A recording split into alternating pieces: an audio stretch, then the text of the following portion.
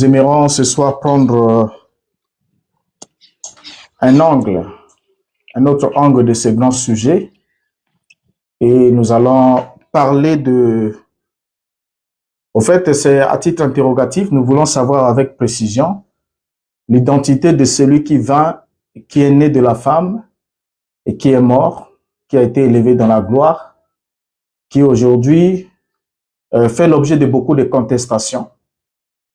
Et j'ai déjà lu dans les commentaires ici certains qui ont donné déjà leur point de vue, et c'est intéressant. Nous allons alors devoir ouvrir la Bible comme d'habitude et regarder les textes bibliques que nous avons souvent tendance à survoler. Nous devons maintenant les regarder avec un regard précis, en les lisant dans les moindres détails et en prenant en considération chaque détail que nous présente un texte biblique. Parce que c'est lorsque nous comprenons mal le texte biblique que nous inventons certaines postures et nous sombrons facilement dans l'erreur en oubliant le conseil que Pierre avait donné aux lecteurs des épîtres de Paul, comme quoi d'être vraiment affermi et d'être très prudent, parce qu'il y a des choses difficiles à comprendre que les moins affermis et les non-instruits peuvent facilement tordre le sens pour leur propre ruine. Donc c'est très important alors pour nous, lorsque nous étudions les textes des épîtres de Paul, de nous armer de prudence et surtout de ne jamais oublier ce conseil de l'apôtre Pierre à l'endroit de tous ceux qui lisent les épîtres de Paul. Parce que si il y a des grands débats au sujet de l'identité de Yeshua, cela vient de la lecture de certains passages des épîtres de Paul, et c'est là aussi en grand nombre parce que nous n'avons pas été aidés aussi par certains traducteurs qui ont fait des traductions tendancieuses et aussi par d'autres qui, dans le souci de soutenir les dogmes qu'ils venaient de mettre en place, ils avaient besoin de béquilles pour appuyer ces dogmes-là, un peu comme un piquet pour soutenir le bananier, pour que ces derniers ne tombent pas avant que le régime ne puisse arriver à maturité. Donc nous allons aujourd'hui parler de cette question-là. En fait, la question ici, c'est de nous interroger avec précision, c'est-à-dire que de suivre le parcours de cette entité qui est devant Yeshua. A-t-il existé avant de venir sur la terre? Et s'il a existé avant de venir sur la terre, qui était-il avant de venir sur la terre? Parce que Hébreux chapitre 8, chapitre 13, verset 8 nous dit « Jésus-Christ est le même hier, aujourd'hui et pour toujours. » Alors, donc, si nous savons ce qu'il était hier, ça veut dire le jour qui précède le jour d'aujourd'hui. Hein, parce que quand l'écrivain écrit, nous sommes là presque en l'an, autour de l'an 60, que l'écrivain écrit l'épître aux Hébreux. Alors, donc, il est important pour nous de savoir ce que Yeshua HaMashiach était hier, c'est-à-dire avant son incarnation, si il a existé avant son incarnation, bien sûr, et aussi savoir ce qu'il était pendant qu'il marchait sur la terre, et qu'est-ce que les apôtres disaient de lui, qu'est-ce que lui-même disait de lui, qu'est-ce que le diable disait de lui, qu'est-ce que Dieu disait de lui, qu'est-ce que les prophètes disaient de lui. Au fait, c'est sur cette question-là. Alors, si nous savons ce qu'il était hier et ce qu'il est aujourd'hui pas le nôtre, aujourd'hui de l'écrivain de l'épître aux Hébreux qui écrivait, parce que son aujourd'hui n'est pas notre aujourd'hui. Nous sommes dans le pour toujours. Mais seulement, Jésus-Christ est le même hier, aujourd'hui et pour toujours. Alors, j'aimerais que nous abordons cette question avec beaucoup de tact. Cette question avec beaucoup de tact, parce que généralement, on s'embrouille trop sur cette question, parce que quand on aborde ce sujet dans un certain angle, généralement, certains frères peuvent toujours tirer dans d'autres sens, mais nous voulons vraiment toucher le mal à la racine. Toucher vraiment le mal à la racine, et nous ne bougerons pas de là tant que nous n'aurons pas de réponses exactes, concluantes et convaincantes. Alors donc, j'aimerais introduire en lisant un passage de l'Écriture. Et ce passage de l'Écriture, je le lis dans le psaume 90, le verset 2, où je lis ce qui est écrit. Avant que les montagnes fussent nées et que tu eusses créé la terre et le monde, d'éternité en éternité, tu es Dieu. Alors, déjà dans ce verset que j'aime beaucoup, nous voyons ici les psalmistes s'adresser à l'entité, à cette entité créateur, à Dieu, Elohim. Et qu'est-ce que le psalmiste dit? Il dit, avant que les montagnes fussent nées, donc nous soulignons la naissance des montagnes, et que tu eusses créé la terre et le monde, d'éternité en éternité, tu es Dieu. Qu'est-ce que nous constatons? Nous constatons que dans ce verset, le psalmiste a fait usage de deux verbes. Il y a le verbe naître et le verbe créer. Et ces deux verbes sont mis en évidence dans l'acte créateur de Dieu. Les deux verbes sont mis en évidence dans l'acte créateur de Dieu. Donc, le psalmiste nous dit, avant que les montagnes fussent nées, la naissance des montagnes. Parce que lorsqu'on parle de la naissance, dans le cadre, par exemple, biologique ou des êtres humains, la naissance est définie comme étant l'existence ou encore comme étant la manifestation d'une entité hors de l'organisme maternel à la fin d'un cycle de gestation. Donc, en d'autres termes, c'est la manifestation. Donc, après que le cycle soit terminé, cette entité est manifestée. Donc, en d'autres termes, c'est le début d'une existence autonome hors de l'organisme maternel dans le cas des êtres humains. Et c'est là qu'on parle de la naissance.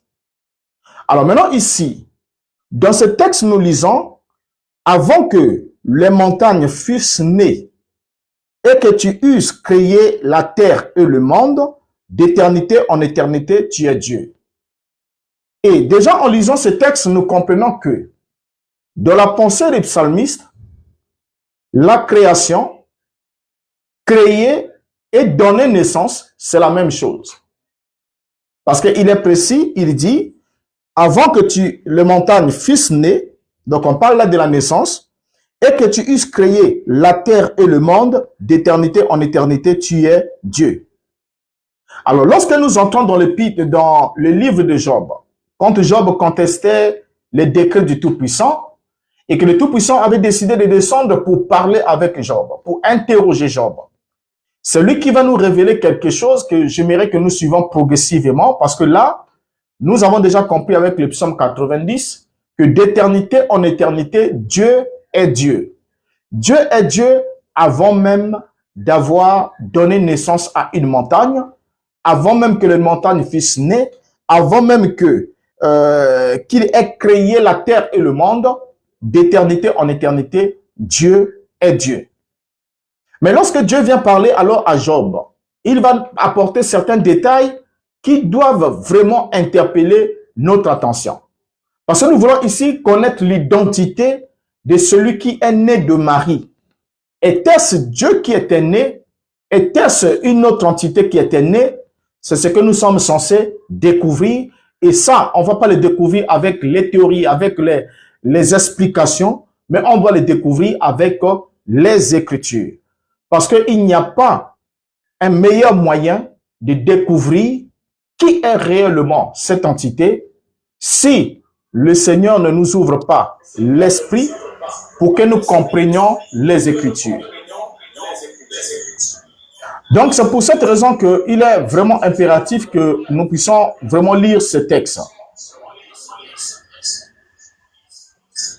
Fermez un peu le micro, s'il vous plaît.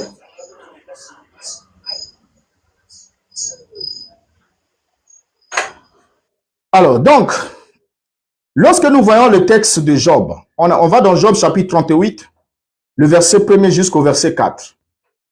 Allons-y progressivement, sans se hâter, pour qu'on mette les points sur les i, qu'on regarde les détails qui vont sauter devant nos yeux. Il a dit, Job chapitre 38, le verset 1er jusqu'au verset 4. L'Éternel répondit à Job du milieu de la tempête et dit, qui est celui qui obscurcit mes desseins par des discours sans intelligence?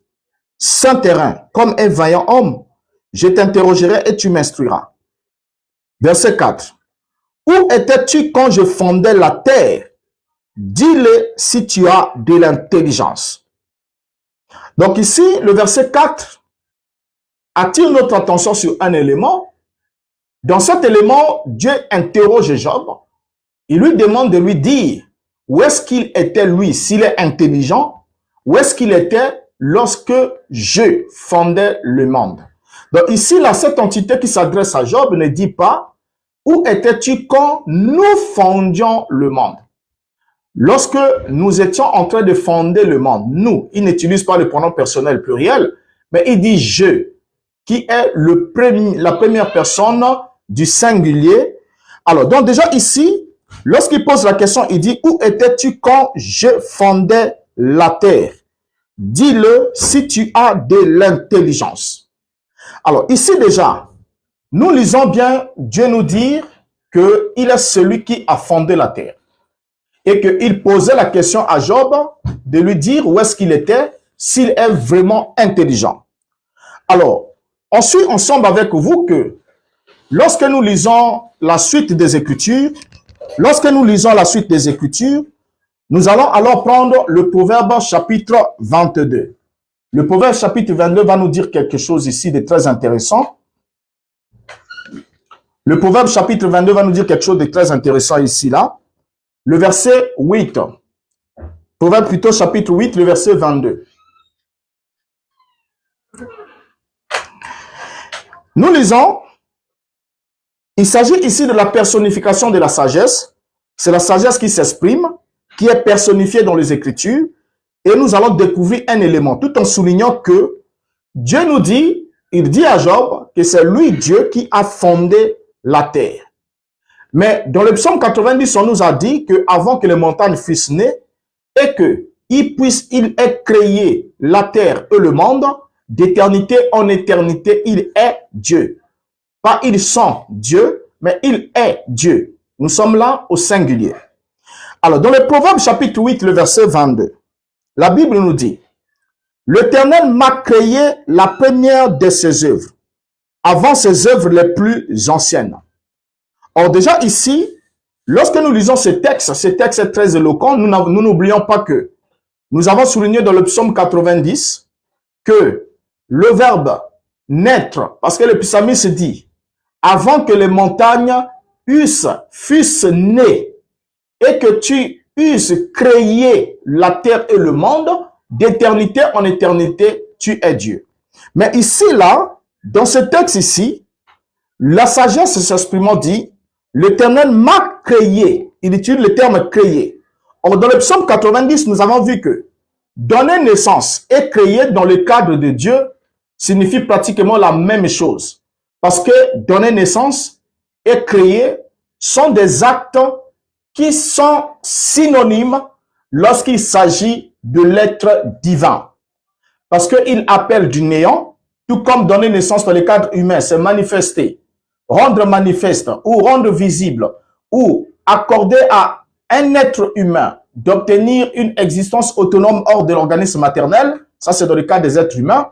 Mais ici, nous sommes dans le cas de Dieu dont nous sommes l'image. Maintenant, ici, dans le psaume 8, dans le proverbe 8, verset 22, il est dit, « L'Éternel m'a créé la première de ses œuvres, avant ses œuvres les plus anciennes. » Question intéressante.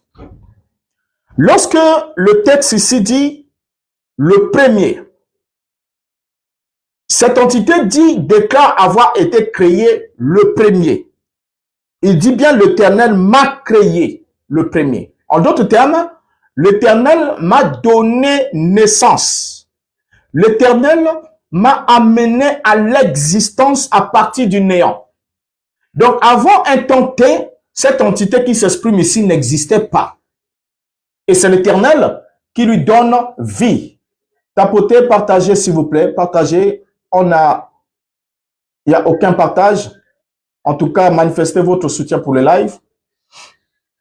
Alors, donc déjà ici, lorsque nous voyons le terme premier, il doit attirer notre attention puisqu'il a dit « L'Éternel m'a créé la première de ses œuvres, avant ses œuvres les plus anciennes. » Or, premier est un adjectif numéral ordinal qui indique la position ou le rang de quelque chose dans une série ou dans une séquence.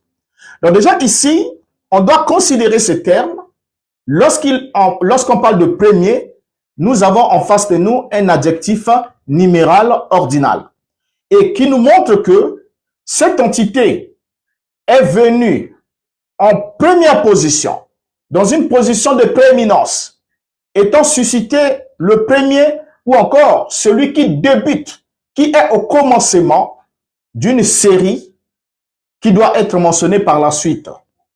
Parce que lorsqu'on parle de premier, vient ensuite deuxième, troisième, ainsi de suite, chacun en son rang. Donc ici, dans cette entité se présente comme étant la première œuvre de Dieu. Et il se dit bien avoir été créé. L'Éternel m'a créé la première de ses œuvres. Alors, dans le Proverbe 8, verset 22 ici, lorsque le terme premier est utilisé par la sagesse quand elle s'exprime, cela indique que la sagesse a été créée avant toute autre chose et avant toutes les autres œuvres de Dieu, en soulignant ainsi sa priorité et sa prééminence dans la chronologie de la création. Et ça, c'est ce que nous devons vraiment souligner ensemble avec vous. Donc, cette entité est prééminente. Elle arrive en première dans cette chronologie de la création. Mais pourtant, c'est cette entité qui s'exprime, qui dit « L'Éternel m'a créé la première de ses œuvres ». Ainsi, la sagesse dit avoir été créée la première des œuvres de Dieu, ce qui suggère alors que cette sagesse est le premier-né de la création. Est le premier-né de la création. J'espère que nous sommes d'accord. Alors, pendant qu'on évolue, puisque je ne vais pas trop parler, après nous allons entrer dans le partage. Donc, le Proverbe 8, alors, lorsque nous continuons avec le Proverbe 8, on retient d'abord que lorsque la sagesse dit que l'Éternel m'a créé la première de ses œuvres, là, la sagesse est en train de nous donner une information comme quoi elle est le premier-né de la création, le prototokos. Alors maintenant, lorsqu'on prend le verset 23, Proverbe 8, verset 23, elle continue à s'exprimer en disant « J'ai été établi depuis l'éternité, dès le commencement, avant l'origine de la terre. » Nous soulignons « avant l'origine de la terre ». Donc avant l'origine de la terre, cette entité a été créée et cette entité a été établie. Créée la première des œuvres et ensuite elle a été établie. Ça veut dire qu'elle a eu une position glorieuse, et cette position est acquise de la part de celui qui l'a créé la première de ses œuvres. Et il dit, j'ai été établi depuis l'éternité, dès le commencement, avant l'origine de la terre. Nous soulignons bien avant l'origine de la terre. Donc là, la planète Terre n'existe pas encore. Verset 24. Je fus enfanté quand il n'y avait point d'abîme, point de source chargée d'eau. Alors là déjà, nous voyons le verbe enfanter qui arrive. Je fus enfanté. Voilà pourquoi dans le psaume 90, nous avons vu le psalmiste nous dire que avant que les montagnes fussent nées et que les cieux et la terre, qu'il ait créé le ciel et la terre, d'éternité en éternité, il était Dieu. Et on avait compris dans le psaume 90, le verset 2e, que dans le langage de Dieu, le terme donné naissance et les termes créés sont des termes synonymes. Voici maintenant cette entité ici, la sagesse qui vient de nous dire, au verset 22, il dit l'Éternel m'a créé la première de ses œuvres. Et quand on arrive au verset 24, elle dit, je fus enfanté, je fus enfanté. Donc, on parlera de la création et on nous dit que c'est donc la même entité qui a été créée, la première des œuvres de Dieu. Et ensuite, c'est la même entité qui a été enfantée. Enfantée. Nous sommes entièrement d'accord. Alors, le verset 25 nous dit, avant que les montagnes soient affermies, avant que les collines existent, je fus enfanté. Je fus enfanté. Alors, lorsque quelqu'un, cette entité nous dit qu'elle a été enfantée, nous comprenons alors que le fait d'être enfanté, cela sous-entend, c'est la manifestation de la sémence du géniteur qui vient d'obtenir une existence autonome hors de l'organisme parental. Ici, hors d'Elohim. Donc, ça veut dire que c'est une entité qui a été rendue manifeste. Parce que lorsqu'on parle de l'enfantement dans le cadre des êtres humains, on parle de l'entrée dans le monde d'un nouvel individu à l'image de l'auteur du germe, qui est évidemment l'homme. Et ensuite, cet individu obtient une existence autonome. Ça veut dire, l'individu humain qui naît commence à vivre en respirant avec ses propres narines et suivant le battement de son propre cœur. Donc, l'existence est autonome. Donc, le circuit du métabolisme et tout le reste, ce qu'il avait lorsqu'il était dans le sein maternel n'existe plus. Il y a une rupture de cordon ombilical. Il n'est plus dans le placenta. Il est maintenant à l'extérieur de l'organisme maternel. Et tout ce processus-là aussi a un grand enseignement spirituel, mais on n'est pas encore là. Maintenant, ici, qu'est-ce qu'on constate? On constate que l'entité qui parle ici, qui dit que l'Éternel m'a créé la première de ses œuvres, vient aussi de nous dire que je fis enfanter. Donc, c'est un enfant. Donc, non seulement c'est la première création de Dieu, mais c'est aussi un enfant. Et il continue de dire, avant que les montagnes soient affermies, avant que les collines existassent, je fis enfanter. Verset 26. Il n'avait encore fait ni la terre, ni les campagnes, ni le premier atome de la poussière du monde.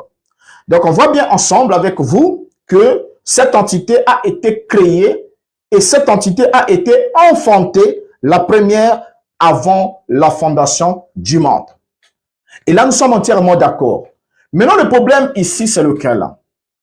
Nous devons alors chercher cette entité. Si ce que nous disons ici est vrai, c'est la vérité, c'est qu'il y a une entité qui a été créée la première et qui a été établie, qui a été enfantée. Mais en quel moment? Avant la fondation du monde, avant la création du ciel, avant la création de la première atome, du premier atome de la poussière du monde. Toutes ces choses-là, cette entité était déjà à l'existence. Alors, donc, cette entité a été créée. Cette entité a été enfantée. La première avant la fondation du monde.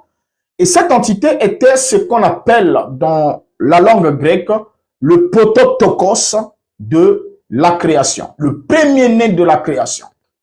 Vous voyez? Le arché, donc le commencement de la création de Dieu. Donc, Dieu n'a pas créé. Le premier acte créateur de Dieu, c'était de manifester cette entité qui a dit, l'Éternel m'a créé la première de ses œuvres. Avant ses œuvres le plus ancien, et j'ai été établi avant le fondement du monde, avant la création de la terre, avant que le montagne ne soit manifesté, qu'il y ait des eaux, des abîmes et tout le reste de ce que vous savez de la création, dans la création visible et physique. Cette entité existait déjà. Maintenant, ce qui nous intéresse par la suite, c'est quoi? On revient au discours de Dieu à Job. Parce que lorsque Dieu parle à Job, Dieu parle du fait qu'il demande à Job, où étais-tu lorsque je fondais la terre? Sur quoi ces bases sont-elles fixées? Maintenant ici, quand on prend Proverbe 22, c'est pour montrer que, après la solitude de celui qui d'éternité en éternité était Dieu, cette solitude a été brisée par l'acte créateur de cette entité. Et cet acte créateur a amené à l'existence une entité qui pouvait se déclarer être la première création de Dieu, être le premier à être enfanté. Alors, on retourne chez Job. Job 38, le verset 5 à 7, va nous donner encore d'autres informations. Il dit, qui en a fixé les dimensions? Job 38, verset 5. Qui en a fixé les dimensions? Le sais-tu? Ou qui a étendu sur elle le cordeau? Verset 6. Sur quoi ces bases sont-elles appuyées? Ou qui en a posé la pierre angulaire? Verset 7. Alors que les étoiles du matin éclataient en chant d'allégresse et que tous les fils de Dieu poussaient des cris de joie. Alors, remarquez, dans le verset 7 ici, c'est là où ça devient très intéressant. Le verset 7 ici, Dieu demande à Job, il dit que pendant que j'étais en train de poser le fondement du monde, n'oublions pas que la sagesse, elle, cette entité a été créée la première avant le fondement du monde, avant la création, avant donc le premier-né de toutes les œuvres créées par Dieu, de toutes les œuvres enfantées par Dieu, c'était cette entité qui était personnifiée, en d'autres termes, la sagesse personnifiée. Maintenant, ici, au verset 7 de Job 38, Dieu informe Job. Il lui dit que lorsque j'étais en train de poser le fondement de la terre, donc je suis là dans la création de la terre, pendant que j'étais en train de poser le fondement de la terre, les étoiles du matin éclataient en chant d'allégresse. Donc, il y avait déjà les étoiles du matin qui étaient déjà créées, qui étaient déjà enfantées. Et ensuite, il dit, et les fils de Dieu poussaient des cris de joie. Donc, les fils de Dieu étaient déjà créés, les fils de Dieu étaient déjà enfantés. Donc, Elohim n'était pas seul. Bien que c'est lui seul qui est en train d'agir, mais pendant qu'il agissait, les étoiles du matin chantaient des chants d'allégresse et les fils de Dieu étaient en train de chanter, de pousser des cris de joie pendant qu'ils posaient les pierres angulaires de la planète, pendant qu'ils posaient le fondement du monde. Alors, remarquez, les groupes d'entités cités ici par Dieu lui-même à Job, il lui parle des étoiles du matin. Il lui parle des fils de Dieu. Or, ces étoiles du matin, tout comme les fils de Dieu, sont des entités qui ont été créées ou enfantées par Dieu. C'est pour cette raison que il y a d'abord l'appellation fils de Dieu. Là, la terre n'est pas encore créée, l'homme n'existe pas encore. Maintenant, si ces entités au pluriel sont mentionnées ici par Dieu lui-même, lorsqu'il dit les étoiles du matin, ça veut dire qu'il y avait plusieurs étoiles du matin. Lorsqu'il dit les fils de Dieu, il y avait plusieurs dieux, plusieurs fils de Dieu. Alors, cela sous-entend que, avant qu'on ait plusieurs étoiles du matin, avant qu'on ait plusieurs fils de Dieu, il y a l'acte principal.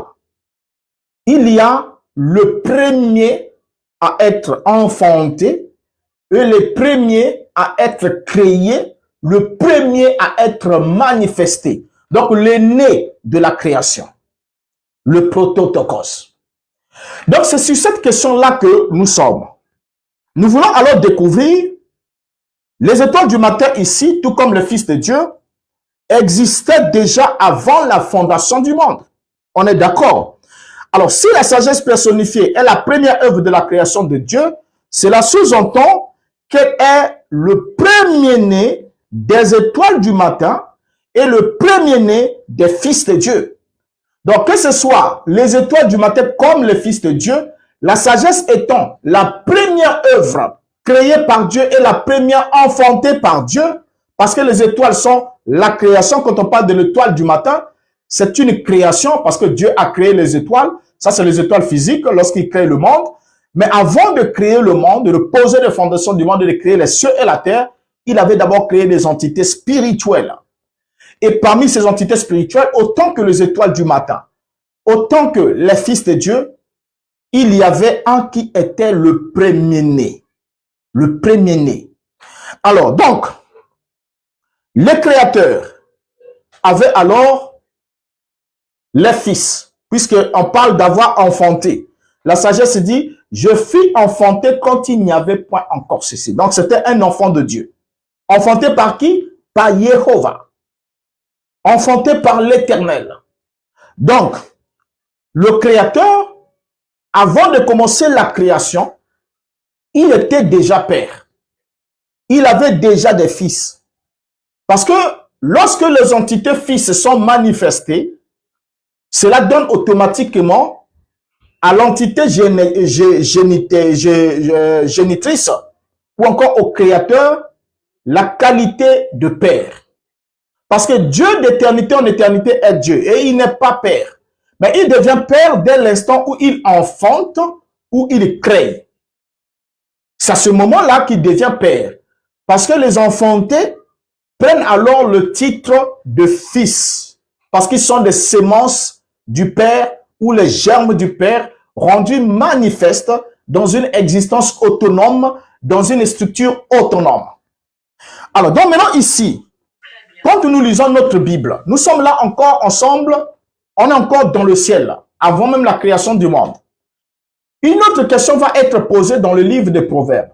Parce que généralement, bon nombre d'entre nous qui se disent chrétiens, croyants, quelle que soit la dénomination et tout, certains sont scandalisés d'apprendre que l'entité créateur avait des fils.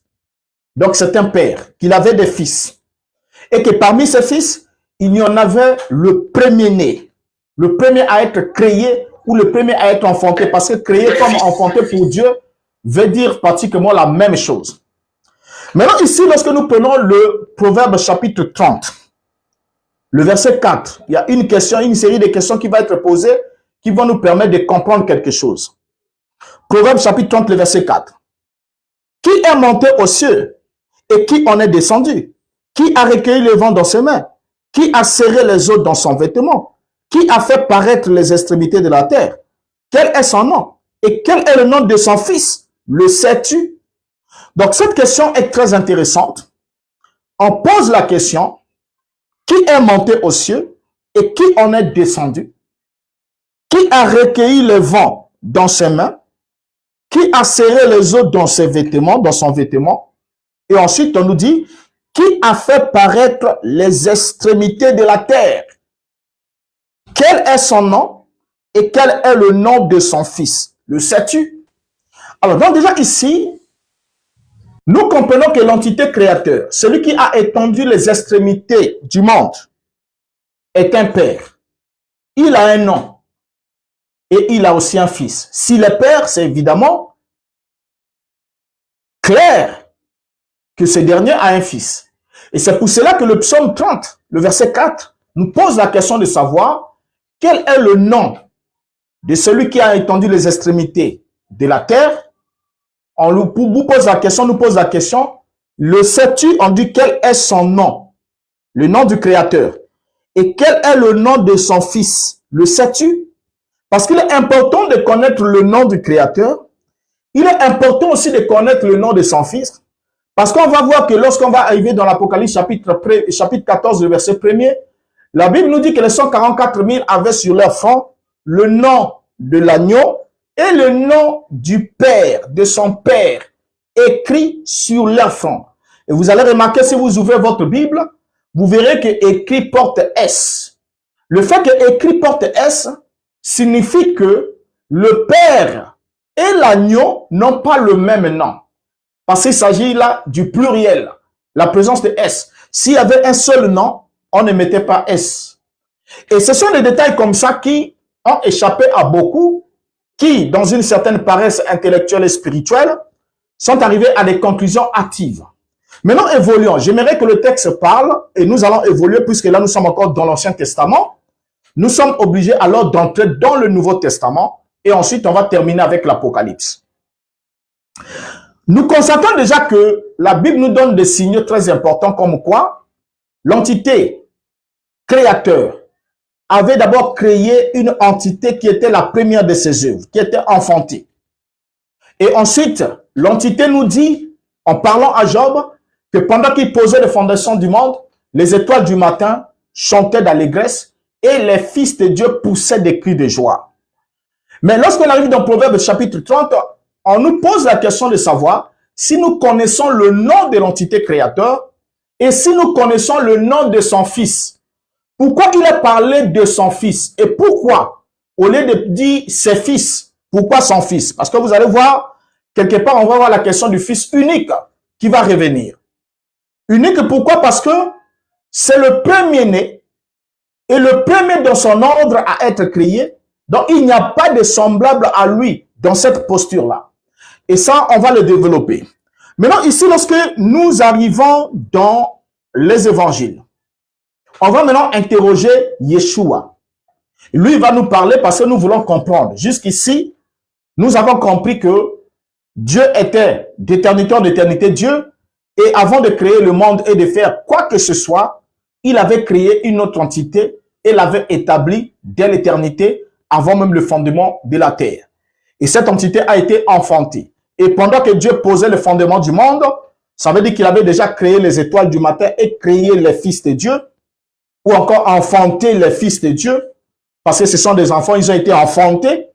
Alors, lorsqu'on arrive avec Yeshua, qu'est-ce que Yeshua nous dit? Jean chapitre 17, le verset 3. Nous lisons le verset 3 jusqu'au verset 4. La Bible dit, « Or, la vie éternelle, c'est qu'ils te connaissent, toi, le seul vrai Dieu, et celui que tu as envoyé, Jésus-Christ. » Verset 4. « Je t'ai glorifié sur la terre. J'ai achevé l'œuvre que tu m'as donné à faire. » Remarquez, ces versets qu'on vient de lire ici établissent clairement une distinction identitaire entre le Père et le Fils. Une distinction claire. 4 fois dans ce verset, Yeshua se distingue de Dieu. Premièrement, il nous dit, le Fils a glorifié le Père sur la terre. Et ensuite, le Père a donné au Fils un travail à faire, le travail que le Fils a achevé. Il a dit, j'ai achevé l'œuvre que tu m'as donné de faire. L'œuvre que tu m'as donné à faire, je l'ai achevée. En d'autres termes, j'ai exécuté ta volonté, j'ai exécuté et accompli, réalisé la mission que tu m'avais assignée. Et le Fils a accompli l'œuvre que le Père lui avait confiée. Ensuite, le Fils demande au Père de le glorifier en sa présence, comme le Fils aussi lui-même l'a glorifié sur la terre. Alors puis, Yeshua va alors ajouter cette déclaration étonnante. La déclaration étonnante, c'est laquelle? C'est que Yeshua va ajouter que il a existé auprès du Père avant que le monde soit. Jean chapitre 17, le verset 5. Et maintenant, toi, Père, glorifie-moi auprès de toi-même, de la gloire que j'avais auprès de toi avant que le monde fût. Et c'est là que ça devient intéressant. Yeshua avait cette gloire auprès du Père. Et cette gloire, il l'avait à quel moment? C'est avant que le monde fût. Or, avant que le monde fût, d'éternité en éternité, Dieu était Dieu. Et Dieu est devenu Père lorsqu'il a enfanté le premier-né de la création, qui est la sagesse personnifiée. Alors, ici on voit bien que l'existence du Fils n'est pas liée simplement au monde ou à sa mission dans le monde, mais le Fils existait avant que le monde n'existe, comme il vient de l'affirmer. Donc, il était avec le Père avant la création du monde. Et il a partagé la gloire avec le Père. En d'autres termes, il était établi dans la présence glorieuse du Père. Alors donc, avant le commencement, le Père et le Fils étaient en communion. Avant le fondement du monde, le Père et le Fils étaient en communion. Et c'est ce que Yeshua est en train de nous dire. Glorifie-moi de la gloire que j'avais auprès de toi avant que le monde fût. Et c'est pour cela que lorsqu'on va chez l'apôtre Paul, Paul qui a compris ce mystère, qui est remonté depuis la création, Paul va nous dire dans Colossiens chapitre 1, le verset 15, « Il est l'image du Dieu invisible, le premier-né de toute la création. » Et lorsque nous laissons le propos de l'apôtre Paul, nous interrogeons Yeshua lui-même, qui nous dise clairement, parce que quand il dit « Glorifie-moi de la gloire que j'avais auprès de toi avant que le monde fût », nous avons compris Jean 17, verset 5. Mais lorsqu'on arrive dans l'Apocalypse, parce que certains nous disent « Écoutez frère, lorsqu'il était sur la terre, il était fils de Dieu. Mais quand il a quitté la terre, il est reparti au ciel.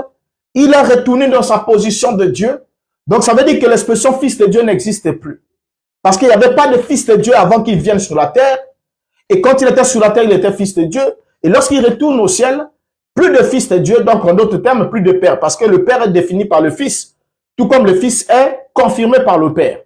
Parce qu'en fait, l'homme n'est pas père, ou bien une entité ne peut pas être père si elle n'a pas engendré. Nous sommes tout à fait d'accord, il n'y a pas de débat là-dessus. La paternité est définie par la filiation. Voilà pourquoi le fils révèle le père.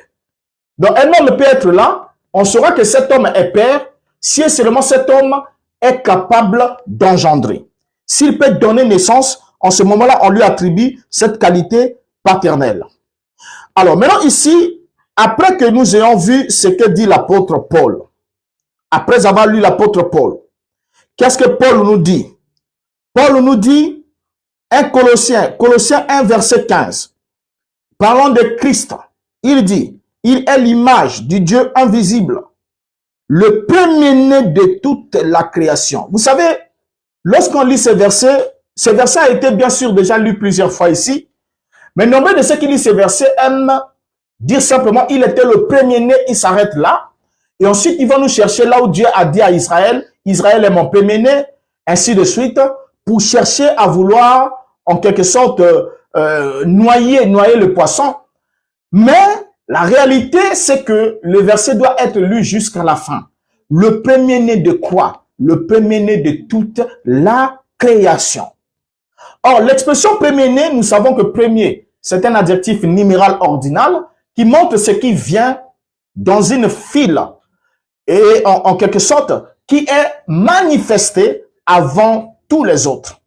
Donc, cette entité-là a été manifestée avant toutes les autres entités de la création.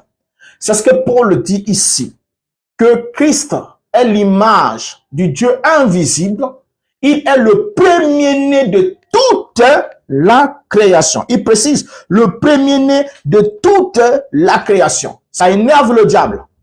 Vous savez pourquoi ça énerve le diable? Parce que le diable, c'est une créature. Mais c'est une créature qui envie cette position-là, qui n'a pas été le premier à être créé.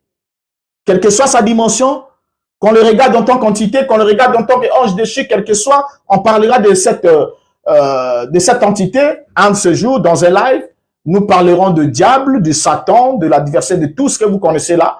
Et nous verrons exactement ce que les Écritures nous disent de lui, pour voir aussi si dans notre environnement tel que c'est peint dans les églises, c'est réellement la vérité sur ce personnage-là, sur ce concept-là qu'on nous donne. Mais pour l'instant, ici, on comprend que le premier-né de toute la création, c'est le Christ. Et dans l'Apocalypse chapitre 3, le verset 14, on appelle le Christ lui-même. Qu'est-ce qu'il va dire? Apocalypse 3, verset 14. Écrit à l'ange de l'église de Laodicée. Voici ce que dit l'Amen, le témoin fidèle et véritable, le commencement de la création de Dieu. Voyez? Donc ici, ça sort maintenant de sa propre bouche une fois de plus. Dans Jean 17, 5, il a dit qu'il était auprès du Père avant que le monde soit. Maintenant ici, il nous dit qu'il est le commencement de la création de Dieu, alors que Paul nous dit qu'il est le premier-né de toute la création.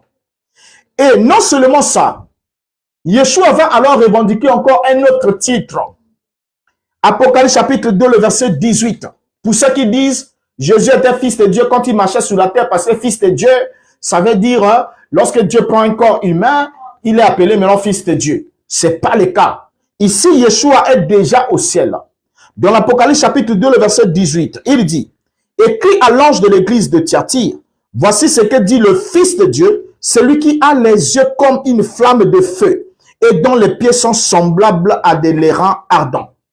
Donc ici, là, Yeshua se présente lui-même. Il dit, voici ce que dit le Fils de Dieu. Là, il est au ciel dans sa position glorieuse. Là, il est glorifié de la gloire qu'il avait auprès du Père avant le commencement. Mais il se présente comme étant le Fils de Dieu.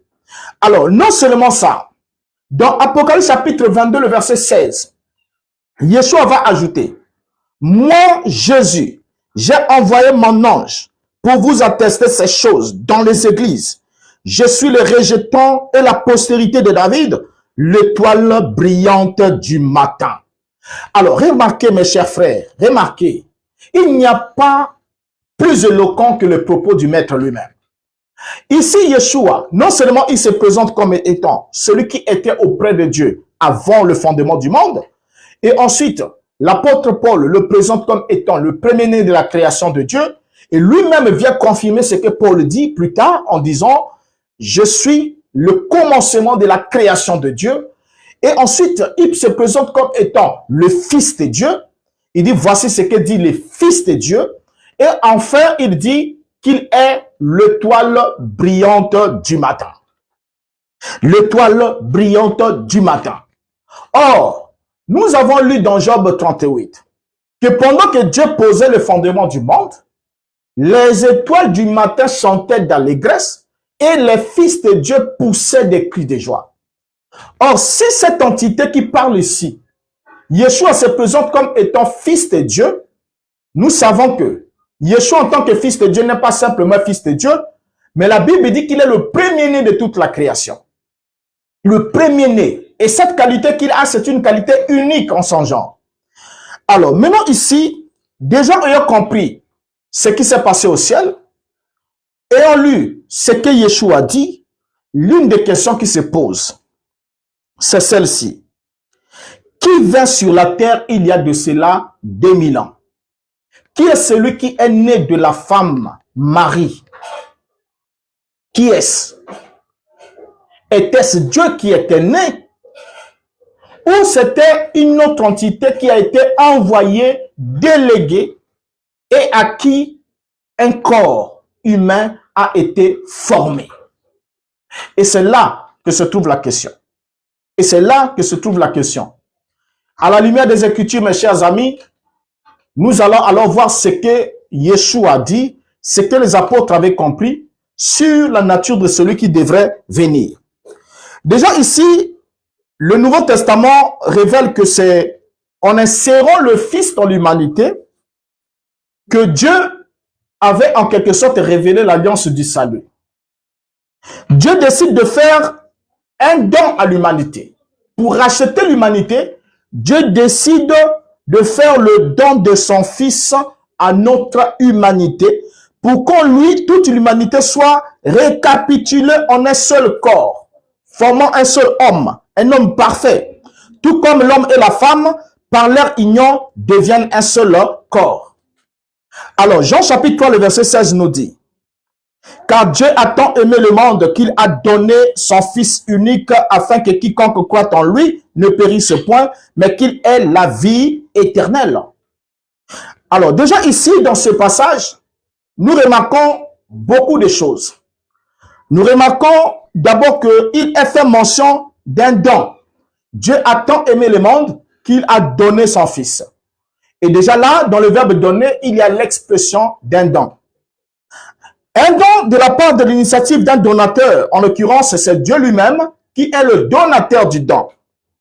Et la Bible nous précise la qualité du don qui a été fait. C'est le Fils.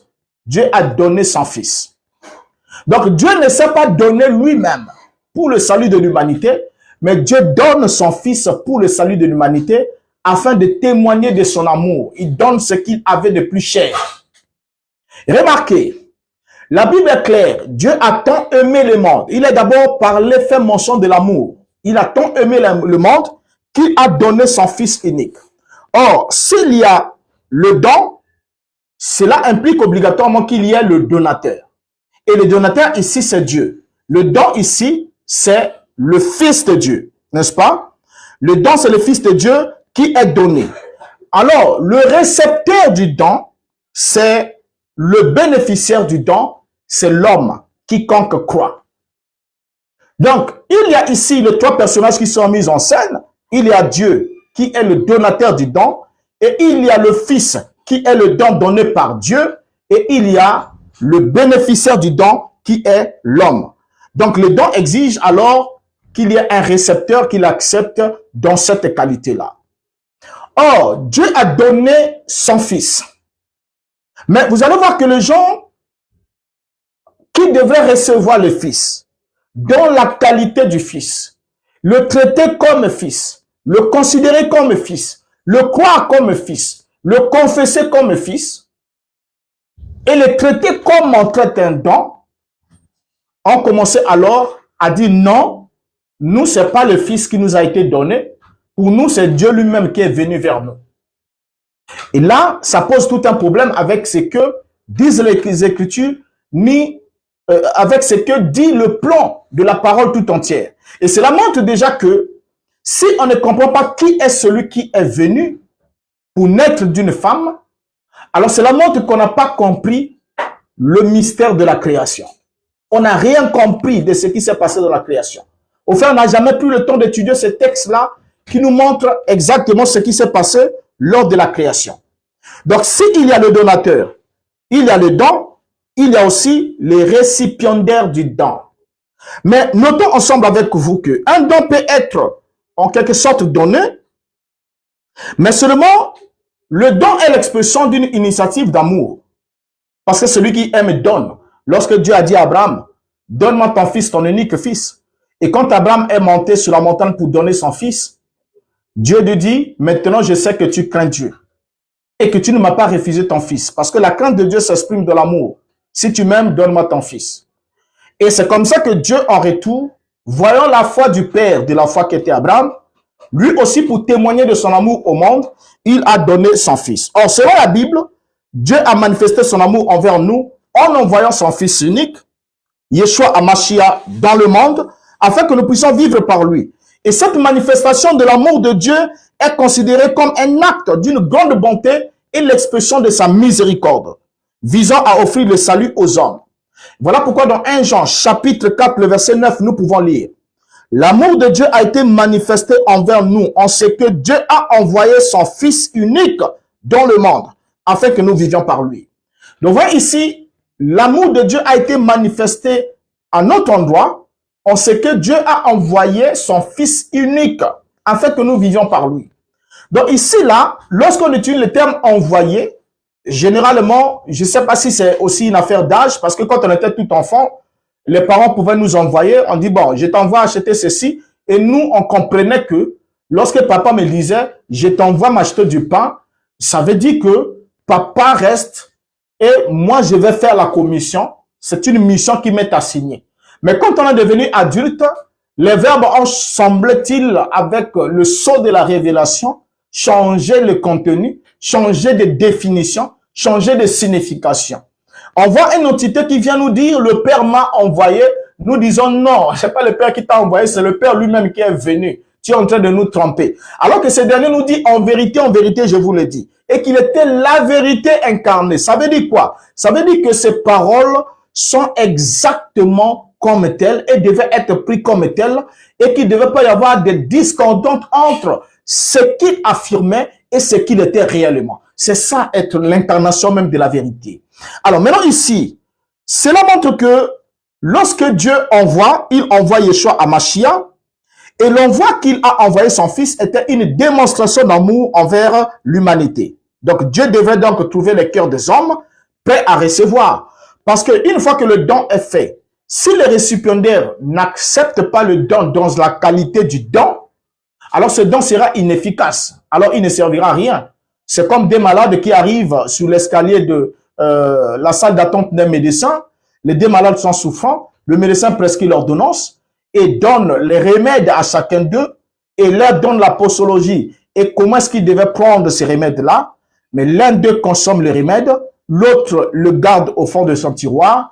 Quelques semaines après ou quelques jours après, l'un meurt.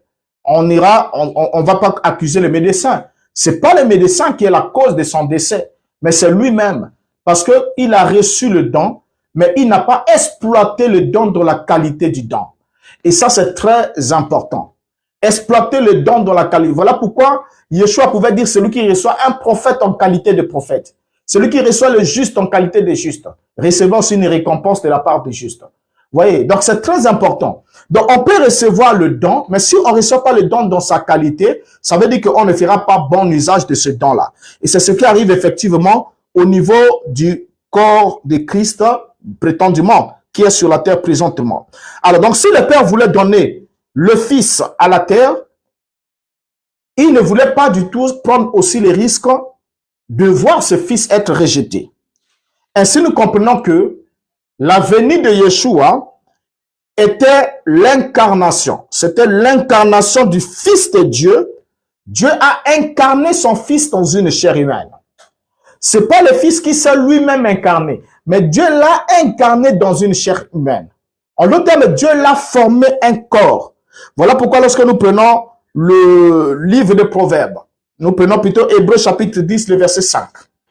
La Bible dit, c'est pourquoi le Christ entrant dans le monde dit, tu n'as voulu ni sacrifice ni offrande, mais tu m'as formé un corps. Vous voyez? Donc ici, c'est le Christ entrant dans le monde qui dit, qu'est-ce que le Christ dit quand il entre dans le monde? Il dit, tu n'as voulu ni sacrifice ni offrande, mais tu m'as formé un corps. Donc il s'adresse à une entité. Cette entité qui n'a pas voulu les sacrifices ni les offrandes qui lui étaient offerts, qui n'était pas rassasiée par ça, qui trouvait que ça ne pouvait pas régler le problème, le conflit. Et alors, il va faire quoi? Il va lui former un corps. Et Yeshua ici parle, Christ dit, tu m'as formé un corps. Il ne dit pas, je me suis formé un corps. Un corps. Et le verset 6 nous dit, tu n'as agréé ni holocauste ni sacrifice pour le péché. Verset 7. Alors j'ai dit, voici je viens. Dans le rouleau du livre, il est question de moi. Pour faire, oh Dieu, ta volonté. Alors ce verset ici fait référence à l'incarnation de Christ. Et la formation d'un corps humain pour Yeshua signifie son incarnation, c'est-à-dire que Dieu lui a donné une forme humaine. Ce qu'il n'avait pas au commencement. Dieu le lui donne. Vous voyez? Et selon la doctrine apostolique, ce n'est pas Dieu lui-même qui est venu dans le monde, mais plutôt le Christ, le Fils de Dieu qui est venu dans la chair pour accomplir la volonté de son Père et sauver l'humanité. C'est pour les apôtres, et pour les apôtres plutôt, Yeshua était considéré comme étant le Fils de Dieu et il était distinct de Dieu lui-même. Or, celui qui dit que Yeshua n'est pas le Mashiach qui est venu dans la chair, mais il nous dit non, c'est pas le Christ qui est venu dans la chair, mais c'est Dieu lui-même qui est venu dans la chair. La Bible nous dit que cet esprit-là, c'est l'esprit de l'Antichrist. Et effectivement, bien que l'Antichrist ait manifesté depuis le premier siècle, mais cet esprit continue encore, fait son coup de chemin et a gagné suffisamment de terrain aujourd'hui. Lorsque les Écritures disent clairement, le Christ, Dieu a envoyé son Fils, né d'une femme, né de la postérité de David selon la chair. Mais vous allez trouver comme des gens qui vous diront non. Celui qui est venu naître là, qui était né, ce n'était pas le Christ, ce n'était pas le Fils de Dieu, parce que Dieu n'a pas de Fils au ciel. Ils montrent qu'ils n'ont jamais compris, ils n'ont jamais lu Proverbe, ils n'ont jamais lu Job, ils n'ont jamais lu le psaume. En fait, ils n'ont jamais lu la Torah. Parce qu'en lisant la Torah, même quelqu'un disait l'autre fois, il dit non, écoutez, les Juifs ne peuvent pas croire. Ils croient que le Créateur a un fils. Non, c'est pas possible. Et c'est même ce mensonge-là qui était emporté par les Nazaréens, qui ont emmené ça aussi dans certaines religions, qui affirment haut et fort que Dieu ne peut pas avoir de fils. Mais dans le livre des Proverbes, le chapitre 30, le verset 4, on n'est pas dans le Nouveau Testament pour qu'on accuse l'évangile falsifié, on est là encore dans la Torah. On pose la question, connais-tu son nom? Connais-tu le nom de son fils? Vous voyez? Il avait un fils. Cette entité créateur avait un fils. En d'autres termes, les premiers êtres manifestés. Et vous savez, les hommes sont quelquefois un peu trop charnels. Lorsqu'ils entendent parler de fils de Dieu, au fait, comme ils sont tellement humains, et que pour eux, ils veulent que Dieu fasse des choses comme un être humain, lorsqu'on dit fils, donc ils voient comment eux, ils font pour avoir des fils. Donc ils pensent que lorsqu'on dit fils de Dieu, ça veut dire que Dieu aussi fait les mêmes choses comme eux pour manifester des fils. Non. Dieu amène le fils à l'existence par un acte créateur. Et cet acte créateur est de l'enfantement. C'est ce que la Bible dit. Vous voyez? Et même les montagnes sont enfantées par Dieu. Alors, donc déjà ici, lorsque vous niez que Yeshua n'est pas le Mashiach venu en chair, la Bible dit que c'est l'esprit de l'Antichrist. Et j'aimerais lire cela que je vais chuter et nous allons entrer dans le partage. 1 Jean chapitre 2, le verset 22 nous dit, qui est menteur? Sinon celui qui nie que Jésus est le Christ. Celui-là est l'Antéchrist qui nie le Père et le Fils. Donc là déjà, ça nous permet déjà de comprendre qui sont les menteurs. Ceux qui nient que Jésus est le Christ. Parce que ici, le Christ, c'est une entité qui a été ointe. Et le Christ est une entité qui a pour chef Dieu. Le Christ est une entité qui a pour Père Dieu. Donc lorsque vous dites que je ne crois pas que Jésus est le Fils de Dieu, je ne crois pas que Dieu est supérieur à Jésus, je ne crois pas que Dieu est le chef de Christ, je ne crois pas que Christ est le Fils de Dieu, tout ça, cela témoigne que vous êtes des menteurs. 1 Jean chapitre 2, le verset 23 continue. Quiconque nie le Fils n'a pas non plus le Père. Quiconque confesse le Fils a aussi le Père. Et lorsque nous prenons 1 Jean chapitre 4, le verset 2, dans la Bible, second 21, il a dit, voici comment identifier l'Esprit de Dieu. Tout esprit qui reconnaît Jésus, qui reconnaît que Jésus est le Messie venu en homme, est de Dieu. Donc tout esprit qui reconnaît que Jésus est qui? Dieu venu en homme? Non. Et le Messie venu en homme, c'est l'Esprit de Dieu. Et dans 1 Jean chapitre 4, le verset 2 toujours, je prends la Bible des peuples. Il a dit, comment reconnaîtrez-vous l'Esprit de Dieu? Tout esprit qui reconnaît Jésus comme le Christ venu dans la chair est de Dieu. Et le verset 3, 1 Jean chapitre 4, le verset 3 nous dit, dans la version parole de vie, il a dit, mais ceux qui ne veulent pas affirmer cela n'appartiennent pas à Dieu. Ils appartiennent à l'ennemi du Christ. Vous avez entendu dire, l'ennemi du Christ arrive et maintenant il est déjà dans le monde. Alors donc, on ne peut pas prétendre marcher avec Dieu et nier en même temps que celui qui vint de la chair humaine fut le Mashiach. Et c'est partant de là qu'il y a un passage qui a été un peu torpillé, que vous allez lire dans certaines versions, 1 Timothée chapitre 3, le verset 16, où les gens se sont arrangés maladroitement et sataniquement à vouloir faire dire à l'apôtre Paul ce qu'il n'a jamais dit. Et vous allez lire dans King James, par exemple. King James et Osterval et d'autres passages vont vous dire ce qui suit. Même, je crois, Darby aussi s'y trouve. Dans 1 Timothée 3, verset 16, qu'est-ce qu'on lit chez King James? On lit ce qui suit. Et sans controverse, grand est le mystère de la piété.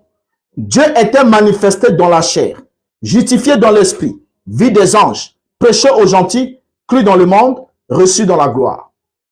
Et nous lisons ici, dans cette version King James, c'est l'un des passages favoris de tous ceux qui soutiennent la Trinité ou encore qui veulent attribuer la divinité suprême au Fils de Dieu.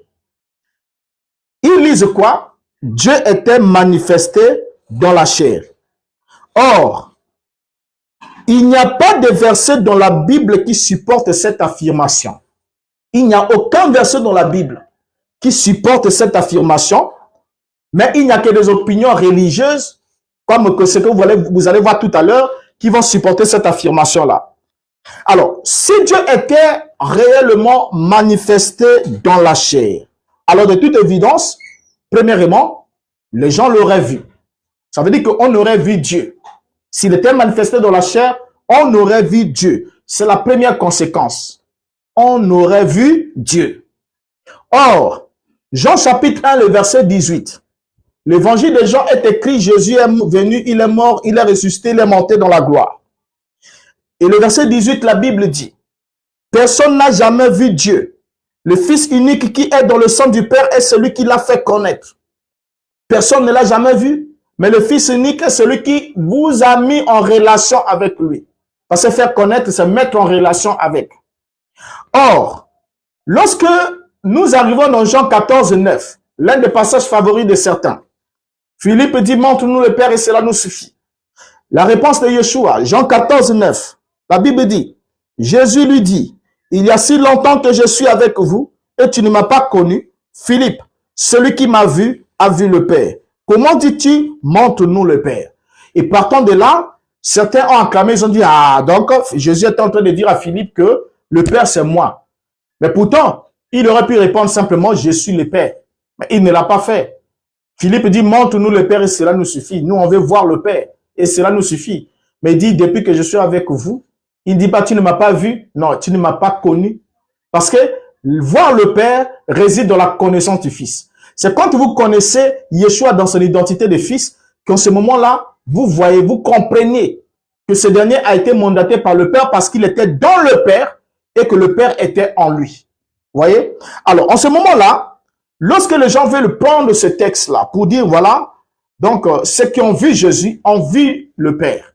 Ça veut dire que ceux qui ont tué Jésus ont tué le Père. Quand on arrive là, certains ferment leur bouche et se disent, ah, mais on ne peut pas tuer Dieu quand même. Bon, ils ont vu quand même, en voyant Jésus, ils ont vu le Père. Mais est-ce qu'en tuant Jésus, ils ont tué le Père? Arrivé là aussi, il y a beaucoup de confusion.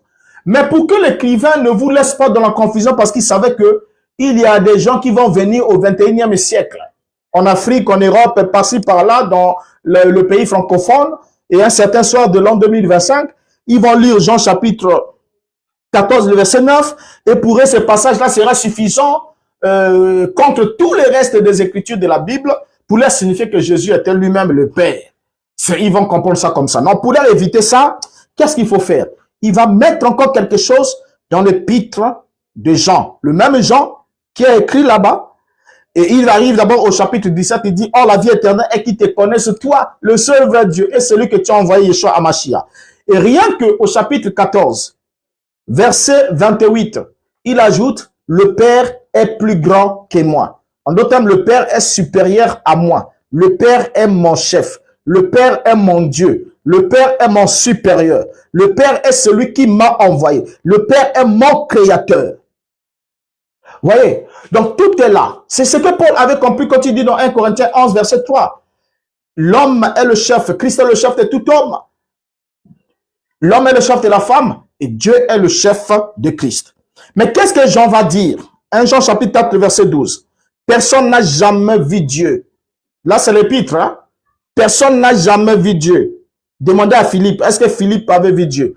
Ici, l'apôtre ne dit pas personne n'a vu Dieu. Non, il dit personne n'a jamais vu Dieu. Donc, une double négation. Une négation absolue. Avec jamais, never en anglais. Donc, personne n'a jamais vu Dieu. Si nous nous aimons les uns les autres, Dieu demeure en nous et son amour est parfait en nous. Alors maintenant, lorsqu'on relit Timothée, on va chuter. 1 Timothée 3,16. Lorsqu'on le relit, qu'est-ce qu'il nous est dit? Dans la version qui a rendu cela un peu plus pop, parce qu'on aura un œil spécial uniquement sur ces passages-là. Mais qu'est-ce que nous lisons d'abord ici? Il est dit, et sans contredit, le mystère de la piété est grand. Celui qui a été manifesté en chair, justifié par l'esprit, vu des anges, prêché aux gentils, cru dans le monde, élevé dans la gloire. On remarque une chose. Premièrement, il n'y a pas le mot Dieu, parce que dans les textes grecs, le mot théos n'existe pas dans ces versets. C'est os, qui est remplacé, qui est traduit ici par celui, démonstratif. Alors, il a dit ici, celui qui a été manifesté en chair. Regardez bien la formulation. Celui qui a été manifesté. Ici, on voit bien que le verbe manifester est conjugué au passé composé de la voix passive. Nous sommes là dans la forme passive. Je sais que ça énerve certains qui avaient séché leurs cours de grammaire, qui disent que c'est pas utile, c'est pas des leçons de français. Mais la parole est écrite et traduite dans une langue. Vous êtes obligé d'apprendre les principes de cette langue si vous ne voulez pas sombrer. Il a bien dit, celui qui a été manifesté en chair. Le verbe manifester est conjugué au passé composé à la voix passive. C'est-à-dire, il y a un auteur de la manifestation de celui qui a été fait chair. Donc, il a bien dit, celui qui a été manifesté en chair. La question, il a été manifesté en chair par qui? Parce que le verbe manifester n'est pas conjugué à la forme pronominale. Il n'est pas dit celui qui s'est manifesté dans la chair, mais qui a été manifesté dans la chair. Et ensuite, le second lieu, on voit qu'il a été justifié par l'esprit. Dieu ne peut pas être justifié par l'esprit. Vu des anges, prêché aux gentils, cru dans le monde, élevé dans la gloire. Regardez, frères, soyons sérieux. Prenons juste élevé dans la gloire, parce que tous ces points-là, on pourrait prendre assez de temps pour en parler, ça nous demandera trop de temps. Prenons juste élevé dans la gloire. Donc, celui qui a été manifesté dans la chair, il a d'abord été manifesté par qui? Par qui? Qui l'a manifesté dans la chair? Alors, ensuite, on nous dit qu'il a été élevé dans la gloire. Pas il s'est élevé dans la gloire, mais il a été élevé dans la gloire. Or, élevé signifie généralement hausser ou mettre au plus haut quelqu'un, dans notre cas d'espèce ici. Donc, il y a une entité qui a haussé Yeshua et qui l'a mis au point plus haut. Alors, la question, qui a été élevé dans la gloire et par qui a-t-il été élevé dans la gloire? Qui a été élevé dans la gloire et par qui a-t-il été élevé dans la gloire? Sérieusement, comment Dieu pourrait-il être élevé dans la gloire, lui qui est souverainement, suprêmement glorieuse et qui n'a jamais décliné de sa gloire en un seul instant? Et d'abord, qui l'a élevé? Parce que ici, le verbe n'est pas à la forme pronominale pour dire Il s'est élevé dans la gloire. Mais il a dit, il a été élevé dans la gloire. Élevé dans la gloire. Cela sous-entend, nous sommes là dans une forme passive. Ça veut dire que le sujet subit l'action. Vous voyez? Donc, en plus, le verbe élevé dans la gloire, évidemment, celui qui a été élevé dans la gloire ne s'est pas élevé lui-même, mais il a été élevé dans la gloire par une autre entité. La voix est passive. Et c'est pour cette raison que lorsque nous entrons alors dans Philippiens, que nous allons répondre sûrement au cours des échanges, ou bien dans un autre live, parce que là aussi, il y a les conséquences de l'incarnation, et dans Philippiens, puisque existant en forme de Dieu, tous les restes là vont venir, et ça donnera l'objet d'un live tout entier. Alors, pour l'instant, nous chutons alors sur ce point. Qui est celui qui a été manifesté dans la chair, et qui l'a manifesté dans la chair, et qui est celui qui a été élevé dans la gloire, et qui l'a élevé dans la gloire. Et c'est là la question que nous avons, et je crois que les micros vont alors s'ouvrir, et nous allons devoir nous exprimer, et tout en gardant la fraternité, la courtoisie, surtout la tolérance, et de reconnaître l'autorité des Écritures au-dessus de nos opinions, au-dessus de nos dogmes, et quoi que nous ayons. Alors, je vous salue tous et vous dis merci pour votre attention. Nous allons alors devoir entrer dans l'échange. Partagez largement le live. Je vois vraiment, je ne sais pas combien de partages il y en a même, je ne vois absolument rien. Partagez s'il vous plaît, partagez, tapotez. Partagez s'il vous plaît, partagez. Alors, nous commençons avec le général Flash, si vous êtes là.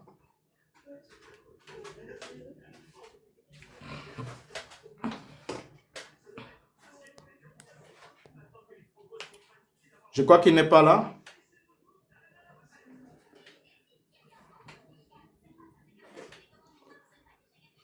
Officier, est-ce que vous pouvez nous dire quelque chose si vous êtes là? Frère, je suis là, mais je suis encore au téléphone, hein. Vous pouvez passer la parole à quelqu'un d'autre en attendant. D'accord. Donc, Pierre Bouillard, on vous écoute, mon frère.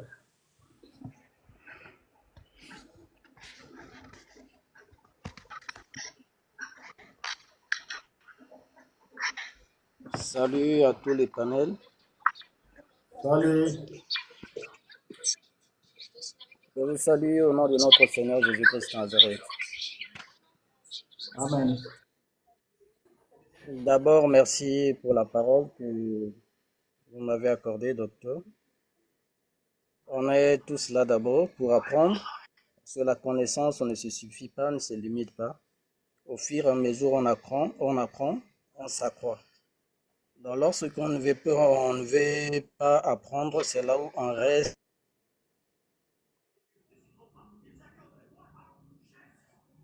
le même base que vous avez avant, mais sans pourtant chercher à comprendre les autres éléments.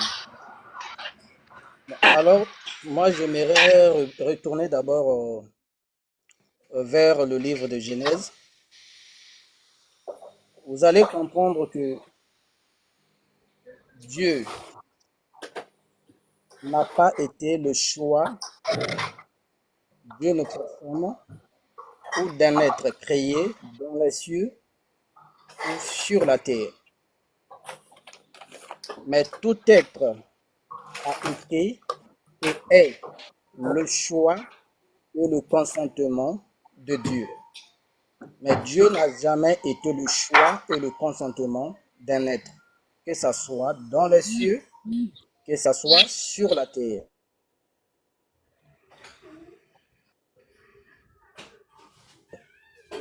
Que nous prêchons aujourd'hui est celui qui avait été choisi afin que la vie éternelle soit véhiculée dans la vie de ceux qui sont appelés aujourd'hui chrétiens.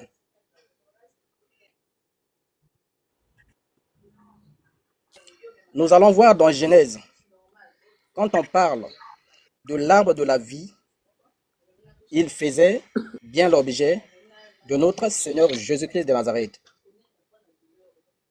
Celui auquel qui devait recevoir cette vie, celui-là était bien connu de tous. Tout chrétien connaît la personne là qui avait échoué Il s'agit bien de l'Adam qui était charnel. C'est lui qui devait recevoir cette vie-là au premier, et cette vie-là devait s'en suivre à tous ceux qui devaient reconnaître la voie de la vérité-là à travers ceux qui avaient été échoués avant. Nous allons voir ici dans le Nouveau Testament le Yeshua qui a été représenté comme vie, parce que après avoir échoué, il s'agit bien ici d'Adam, Dieu a dit quoi? Voici l'homme est devenu comme l'un de nous, connaissant le bien et le mal. Empêchons-le donc d'avancer sa main et de toucher à l'arbre de la vie et de pouvoir vivre éternellement. Donc, ce qui sous-entend dire que depuis le jardin, la vie éternelle a existé. Et cette vie éternelle-là était qui? Le choix était le Yeshua.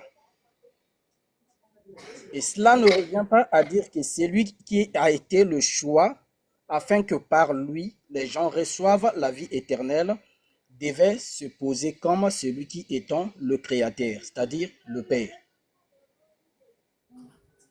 Il s'était présenté comme le choix par celui qui lui avait envoyé sur terre afin que des âmes soient sauvées. Mais il n'avait pas été envoyé afin qu'il représente celui qu'on appelle le Père comme étant lui-même, comme certains prédicateurs le disent. Et dans les versions, vous allez voir les apôtres expliquer clairement qui est notre Seigneur Jésus-Christ de Nazareth, qui est le Père qu'il avait envoyé.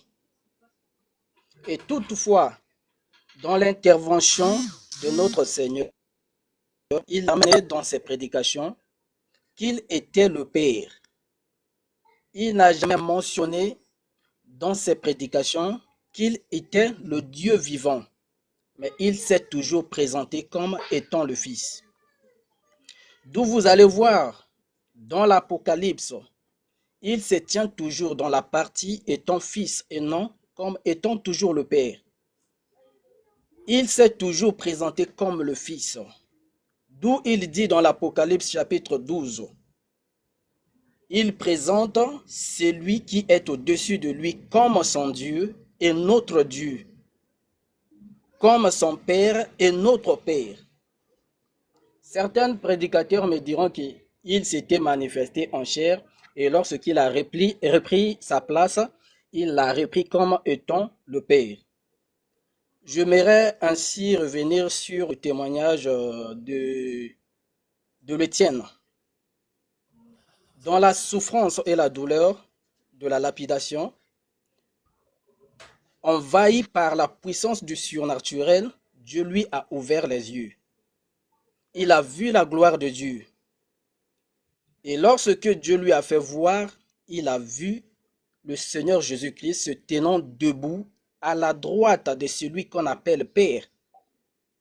Il l'a témoigné dans les Écritures. Il ne l'a pas vu comme étant le Dieu suprême, mais il l'a vu comme étant le Fils auprès de celui qui lui a fait Fils et l'envoie sur la terre. C'est ce que les gens doivent comprendre et ne pas mélanger cela avec les doctrines que je dirais, c'est les doctrines humaines, les fabrications que les gens sont en train de faire tous les jours afin de détourner les âmes dans la bonne voie. Si nous prenons un peu dans le livre de Actes chapitre 3, à son 12e verset et au 13e verset, que dit Pierre? Pierre, voyant cela, dit au peuple, « Hommes israélites, pourquoi vous étonnez-vous de cela? Pourquoi avez-vous les regards fixés sur nous comme si c'était nous, comme si c'était par notre propre puissance ou par notre piété que nous eussions fait marcher cet homme? Le Dieu d'Abraham. » Notez ceci pour les prédicateurs qui disent le contraire. Là, c'est Pierre qui affirme. il donne une confirmation, la position de celui qui est le Père et celui qui est le Fils. Il dit quoi?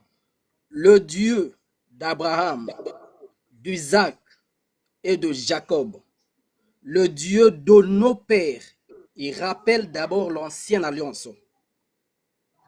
Le Dieu de leur père a glorifié qui? Son serviteur Jésus de Nazareth. Qui a été glorifié ici?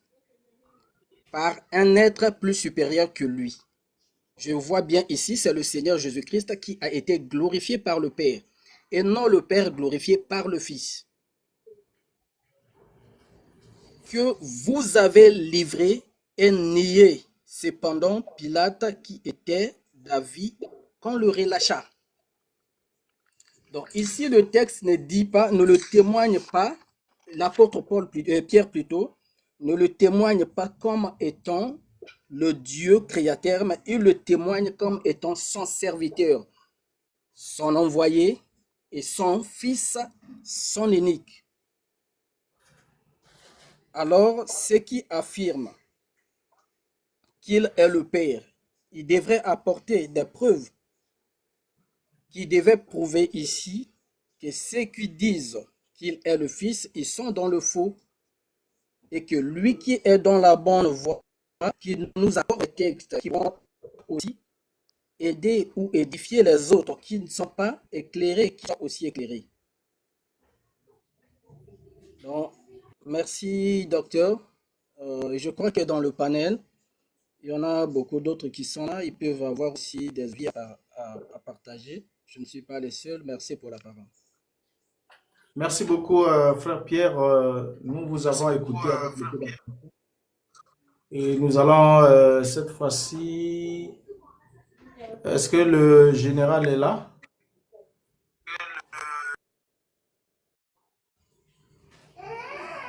Le général n'est pas là.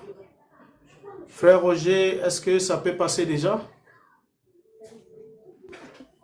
Oui, bonsoir à tout le monde. Ça va? Moi, Bonsoir. je vais pas beaucoup perdre du temps. Des choses qui sont très bien dites, qui sont claires. Moi, je vais pas te faire perdre beaucoup de temps. Parce que je suis très, très bien d'accord avec toi sur beaucoup de choses que tu as dit. Donc, je ne vais pas perdre le temps. Mais en fait, je voulais juste te demander un petit service. Je ne sais pas les mots qui est utilisé, des mots grecs, en Colossiens chapitre 1, verset 15 et 16. J'ai cherché, c'est écrit en grec, moi je ne sais pas lire les grecs, donc je ne sais pas comment les prononcer tout ça. Donc, si toi tu connais les grecs, si tu peux m'aider avec ces mots-là, s'il vous plaît. C'est le mot prototokos.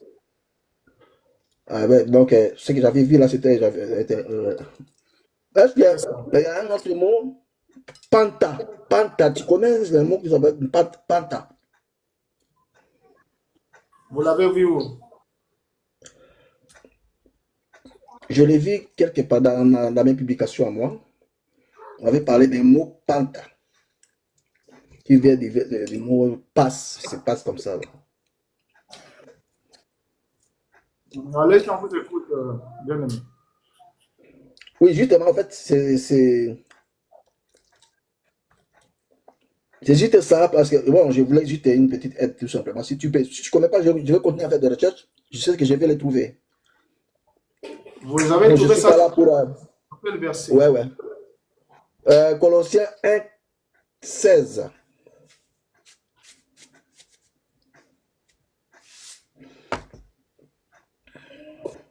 Et c'était l'unique souci que vous aviez ou bien? C'était juste ça. Moi, je ne sais pas qu'est-ce que je vais ajouter de ce que tu as dit. Je suis d'accord, moi-même, je les prêche aussi, donc c'est pas la peine de. Voilà. Je préfère laisser le temps aux autres pour qu'ils puissent parler. Voilà. Ah, vous voulez parler de partout ou bien de en tout? Oh, C'est non, ça veut dire autre, Pante. oui. Oui, Oui, pante. pante, oui. Voilà, c'est partout ou en tout, Oui. c'est ça. En fait, Ok, c'est un mot, ça dépend du contexte où il est utilisé. d'accord. Ok, merci. Je laisse la parole aux autres. Merci beaucoup.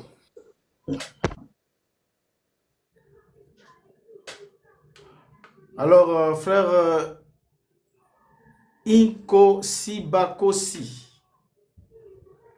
On vous écoute, mon frère, si vous êtes là.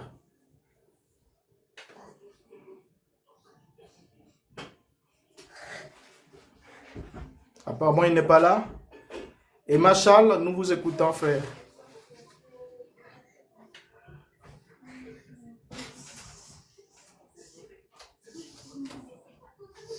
Bonsoir à tous les frères qui sont au panel. Bonsoir au docteur Mbota. Bonsoir, mon frère.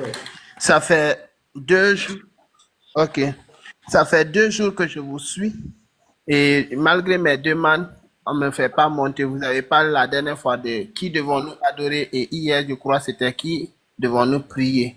Et j'ai écouté beaucoup de choses sur lesquelles je ne suis pas d'avis avec vous.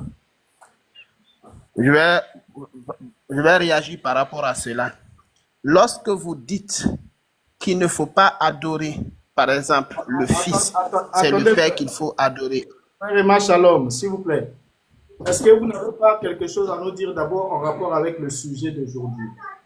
C'est d'abord là que nous sommes. Parce que si on retourne en arrière, et alors que nous sommes sur un sujet, on a développé sur ce point, à moins que vous disiez que vous êtes entièrement d'accord avec ce qui a été dit ici, et que celui qui est venu, qui est né de Marie, c'était pas Dieu qui était né, mais c'est le Fils de Dieu qui était né. Là, nous sommes d'accord. En ce moment-là, on peut ouvrir notre brèche. Mais vous ne pouvez pas juste prendre la parole au lieu de réagir d'abord en fonction du thème du jour, vouloir retourner dans un thème qui a été déjà traité précédemment.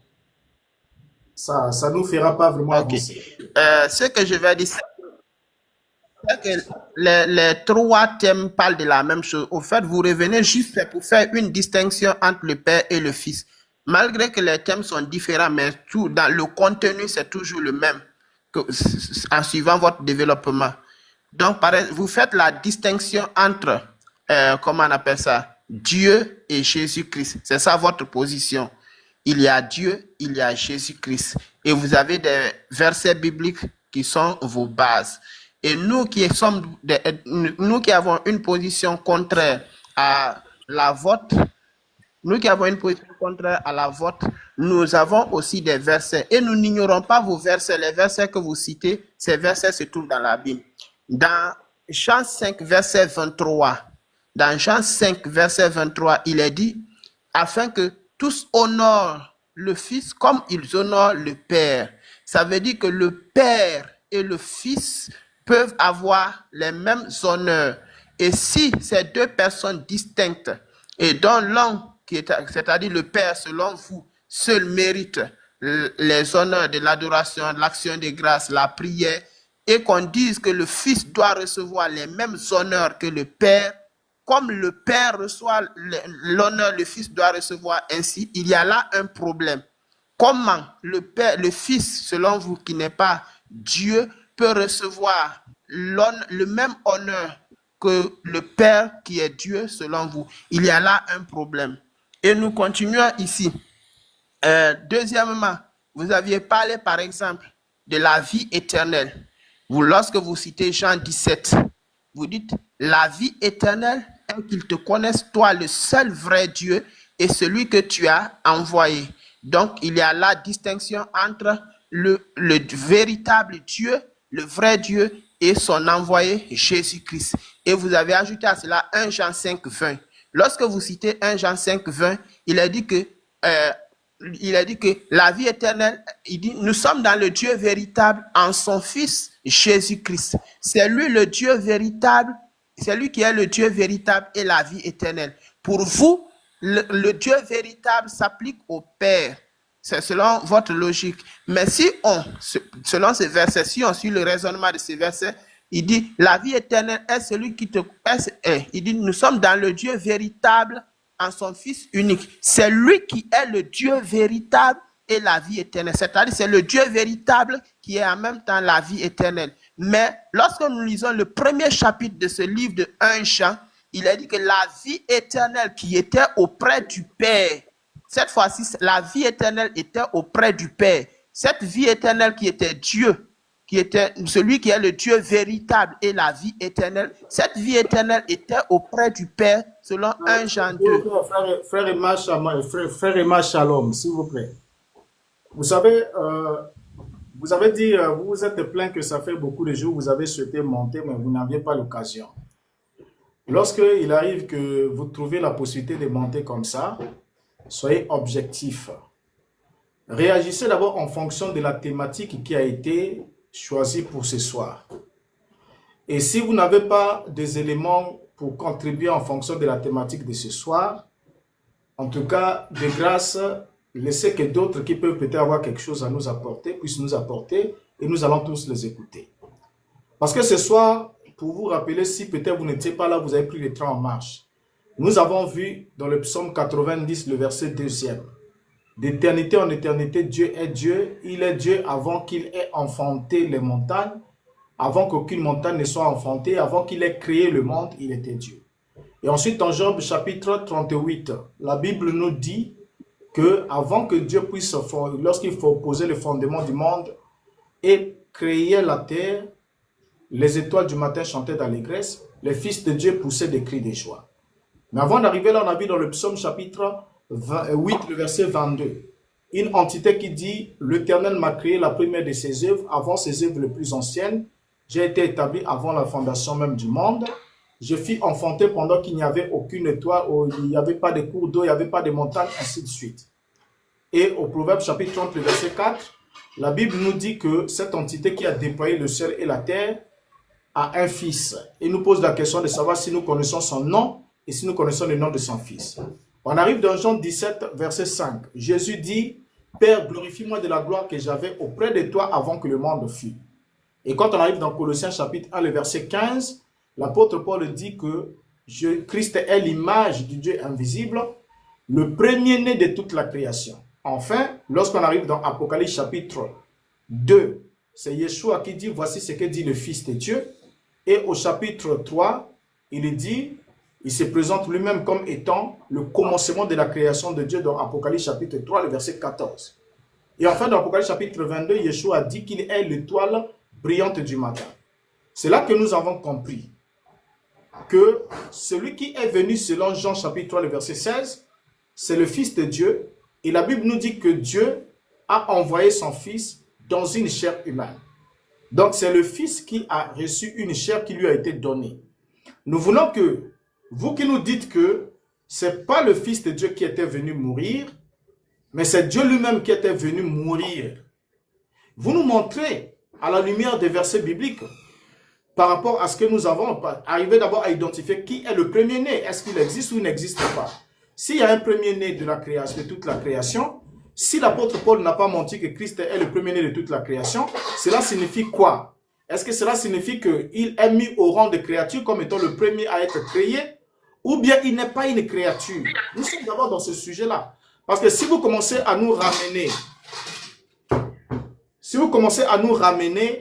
dans 1 Jean chapitre 5 verset 20, qu'on a expliqué si chaque soir, donc ça ne voudrait pas dire que non, chaque soir quand on est là, c'est le même verset qu'on doit expliquer. C'est comme si quand on explique, vous avez dit que vous avez déjà assisté à au moins 2 ou 3 lives ici, les questions ne manquent jamais. Et on les a toujours expliquées. Lorsqu'on va commencer à vous reposer les questions relatives à cela, vous n'allez pas avoir de réponses à nous donner. Vous commencez à embrouiller les pédales pour dire, voilà, le Fils de Dieu est venu nous donner l'intelligence pour que nous connaissions le véritable. Nous sommes dans le véritable, son Fils Jésus-Christ. C'est lui, Jésus-Christ, qui est le Dieu véritable. Après, vous retournez dans 1 Jean chapitre 1, alors que la logique des choses voudrait qu'avant que vous arriviez dans 1 Jean chapitre 5, verset 20, que vous commenciez d'abord dans 1 Jean chapitre 1, le verset 1er, qui nous parle de la vie éternelle qui était auprès du Père et qui a été manifestée. Et cette vie éternelle est dans le Fils, parce que Yeshua l'a dit que la vie éternelle est dans le Fils. Dieu a placé cette vie dans le Fils. Vous voyez? Et celui qui a le Fils a la vie, celui qui n'a pas le Fils n'a pas la vie. C'est ce que la Bible dit. Et l'apôtre continue au 3e verset, il dit, notre communion est avec le Père et aussi avec son Fils, Yeshua HaMashiach. Et si quelqu'un a péché, nous avons un avocat auprès du Père, pendant que nous marchons en communion avec lui, le sang de Yeshua HaMashiach, son Fils, nous purifie de tout péché.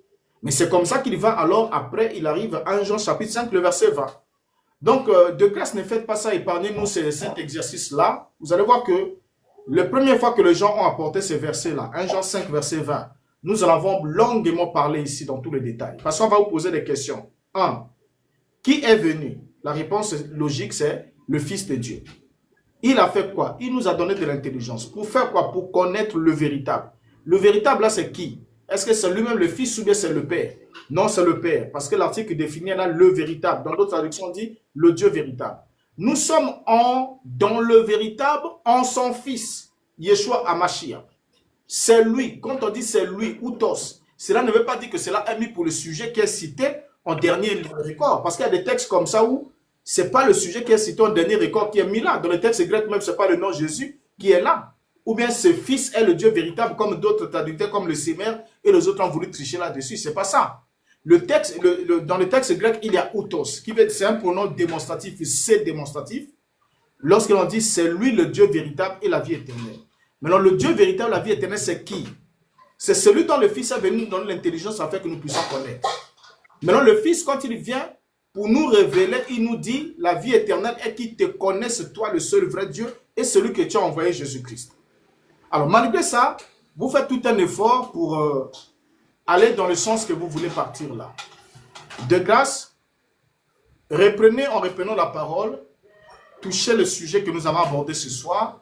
Nous voulons savoir qui a été manifesté dans la chair et par qui a-t-il été manifesté, et vous parlez texte à l'appui. En référence avec les textes que nous avons donnés, nous avons démontré que avant de créer les cieux et la terre, avant de poser les fondements du monde, Dieu était déjà devenu Père parce que les fils de Dieu ont déjà été manifestés. Il y avait déjà une créature qui était la première des œuvres créées par Dieu ou les premiers à être enfantés. Alors maintenant, si vous n'êtes pas d'avis avec ça, vous nous dites non, ça n'existe pas. Dieu n'a jamais eu de fils, Dieu n'a jamais créé, Dieu n'a jamais enfanté. Ensuite, vous nous emmenez dans la démarche de votre antithèse. S'il vous plaît.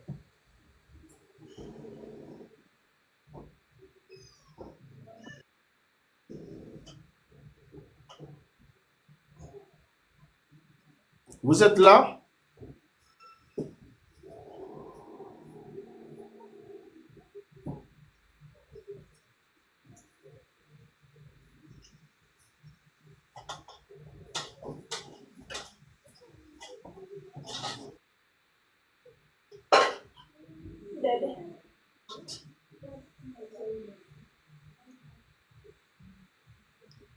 Bon, apparemment, Ok. Frère Mbota, je vois que vous jouez à la politique de l'autruche. Vous voulez juste échapper à des arguments qui vont être avancés. Les textes, je suis toujours là.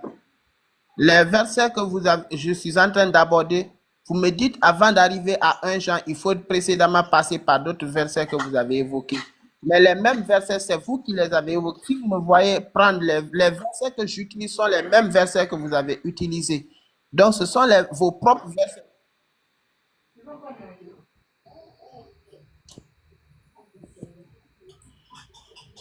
Ce sont vos propres versets que j'utilise contre vous. Et vous dites, lorsque vous dites que vous avez déjà expliqué, lorsque vous expliquez que votre explication n'est pas véritable, n'est pas la vérité, il faut qu'on réexplique. Mais vous nous coupez la parole pour prendre encore assez de temps pour parler. Donc, s'il vous plaît, ne me coupez pas dans mon élan. Je voudrais répondre à vos questions. Frère, mon cher frère, on ne vous coupe pas dans votre élan. Vous m'écoutez? Oui, je vous écoute. On ne vous coupe pas. Nous voulons juste que... Est-ce que vous m'écoutez? Vous m'entendez? Frère Eman, on vous entend très bien. Je voulais juste que vous nous rencontriez dans le sujet que nous sommes en train d'aborder maintenant. Parce que ce genre de gymnastique-là, c'est ce que moi, je n'ai jamais apprécié à mon niveau. Hein. Ça, c'est chacun de nous a sa façon de faire les choses. Et que ce soit ceux qui ont toujours échangé avec moi sur Facebook, ils savent que lorsque je poste sur un sujet, je reste sur ce sujet-là. Donc, je ne suis pas du genre, lorsqu'on veut parler aujourd'hui de 1 Jean 5, 20, on peut mettre ça en live, on dit aujourd'hui nous allons parler de 1 Jean 5, 20, on ne vous verra pas. Vous n'allez pas venir là pour venir nous développer ça ou contredire ce que nous allons apporter comme contre-argument. Vous n'allez pas toucher même à ça. Maintenant, c'est quand on va ailleurs, lorsqu'on touche 1 Jean 5, 20, vous allez dans Isaïe 9. Pour les jours qu'on ira dans Isaïe 9, vous retournez dans 1 Jean 5, 20. Quand on va dans 1 Jean 5, 20, vous allez dans Jean 8. 58. Donc, c'est ces gymnastiques-là que nous ne voulons pas. Notre souhait, c'est quoi? Nous sommes en train de partager, d'échanger autour de la parole. Le souhait ici, c'est que vous nous rencontrez en fonction de la thématique qui a été évoquée.